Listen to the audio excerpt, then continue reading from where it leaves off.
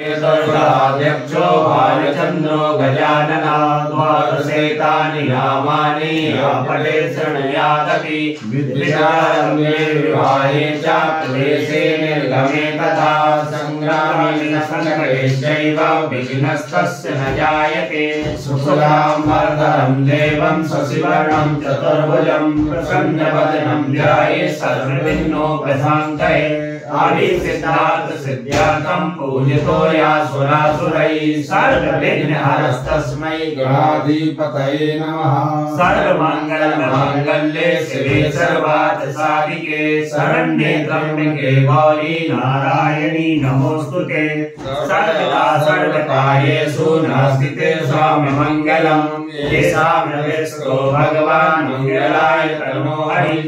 तदेव सुदिनं तदेव ताराबलं चन्द्रबलं तदेव विद्याबलं देवबलं तदेव लक्ष्मीपते युगस्मरामि लाभस्तेषां जयस्तेषां कृतस्तेषां पराजयः येषां इन्द्रियश्यामो हृदयस्थो जनार्दनः यत्र योगेश्वरः कृष्णो यत्र पार्थो धनुर्धरः तत्र श्रीविजयो भूतिर्ध्रुवानीतिर्मतिर्मम अनन्या चिन्तयन्तो मां ये जनाः पर्युपासते तेषां नित्याभियुक्तानां योगक्षेमं वहाम्यहम्। स्मृते सकलकल्याणं भाजिनं यत्र जायते पुरुषं तमजं नित्यं भजामि शरणं हरिं।